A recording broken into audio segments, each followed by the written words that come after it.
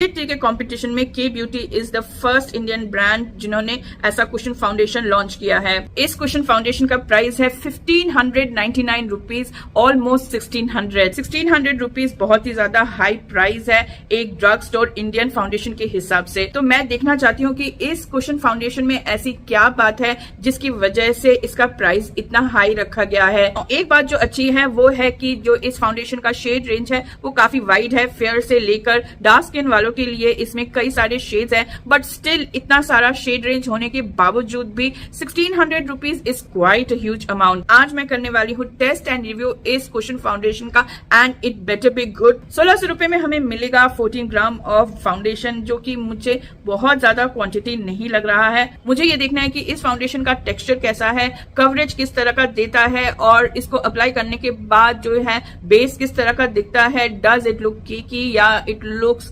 Smooth, इसका application किस तरह का है। मैंने जो अपने लिए शेड मंगवाया है that is 165N in deep. तो इसका जो केस है that is very sturdy and heavy और जो इसका कलर है that is very luxurious rose gold colour.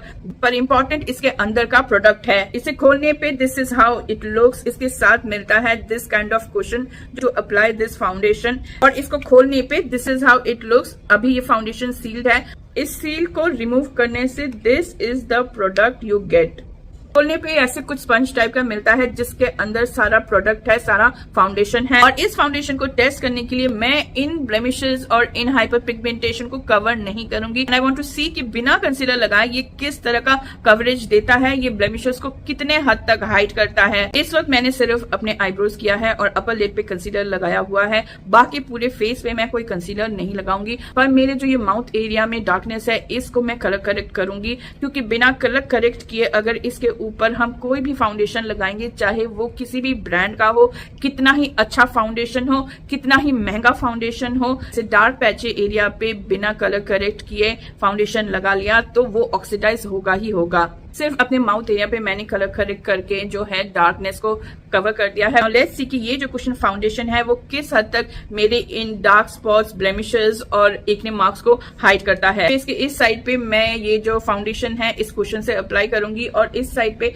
I will use brush to apply. ये देखना जरूरी है कि एप्लीकेटर से लगाने से किस तरह का फिनिश मिलता है एंड ब्रश से लगाने से किस तरह का। इस एप्लीकेटर को मैं डिप कर रही हूँ इस कुशन में एंड लेट्स स्टार्ट डैबिंग इट। ऐसे डैबिंग मोशन में ही हम इस कुशन एप्लीकेटर से फाउंडेशन को अप्लाई करते हैं and it is really giving good coverage. This is how much product this applicator has picked up. और ऐसे प्रेस करके अप्लाई करने से अच्छे से ये ब्लेंड हो रहा है। I can not see any kind of patchiness and you can see कि ये फाउंडेशन जो है ये कम्प्लीटली मैट नहीं है और ना ही बहुत ज्यादा ड्यूई है, पर ये स्किन पे एक सॉफ्ट ग्लो ऐड करता है and I must say this has given good coverage. Let me come closer और आप देख रहे हो यहाँ पे जो मेरा हाइपर पिगमेंटेशन था ये काफी हद तक कवर हो चुका है। तो मैंने शेड अप्लाई किया है पहले स्वॉच में, ये मेरी स्किन के साथ एग्जैक्ट मैच हो गया है, बट वी हैव टू सी कि ये ऑक्सीडाइज होता है कि नहीं होता है। टू बी वेरी ऑनेस्ट ये फाउंडेशन स्किन पे बहुत ज्यादा हेवी फील नहीं हो रहा है और थोड़े से प्रोडक्ट ने हाफ ऑफ द फेस को कवर कर लिया। फेस के इस तरफ मैं एक ब्रश से इस फाउंडेशन को अप्लाई करूंगी एंड आई वांट टू सी कि ब्रश से ये फाउंडेशन अप्लाई करने से किस तरह का हमें रिजल्ट मिलता है। ब्रश जो है वो बहुत ज्यादा प्रोडक्ट पिकअप नहीं कर रहा है और इससे फाउंडेशन का हमें थोड़ा सा लाइट कवरेज मिल रहा है। Let me come closer. आपको दिख रहा होगा जो मेरे एक्ने मार्क्स है उसको इस फाउंडेशन ने कवर तो कर दिया है, पर जो हाइपर पिगमेंटेशन है वो पूरी तरह से हाइड नहीं हुआ है ब्रश से ये फाउंडेशन अप्लाई करने पे। Let me go back with this applicator और इस पिगमेंटेशन पे मैं थोड़ा सा फाउंडेशन अप्लाई कर देती हूँ and yes you can see कि जो हाइपर पिगमेंटेशन है वो कम्प्लीटली कवर हो गया है। अगर हमें थोड़ा सा फुल कवरेज चाहिए इस फाउंडेशन का तो ये cushion applicator is a good choice. Now let me finish my makeup. इसके ऊपर बाकी प्रोडक्ट्स लगाने के बाद आई रियली वांट टू सी कि हाउ डज इट लुक और इतनी देर में पता भी लग जाएगा कि फाउंडेशन ने ऑक्सीडाइज किया है कि नहीं किया है। सो मैंने अपना सारा मेकअप फिनिश कर लिया है और इस फाउंडेशन को मैं एक अल्कोहल बेस्ड फिक्सिंग स्प्रे से सेट नहीं करूंगी, इंस्टेड मैं इस फाउंडेशन को सेट करूंगी एक वाटर बेस्ड सेटिंग स्प्रे से। सो मेरे मेकअप को काफी टाइम हो गया है और फाइनल रिजल्ट में मुझे ये लग रहा है कि इस फाउंडेशन ने थोड़ा सा ऑक्सीडाइज किया है। आई कैन सी कि मेरे माउथ एरिया में the foundation has oxidized a little bit और थोड़ा सा ये डार्क हो गया है।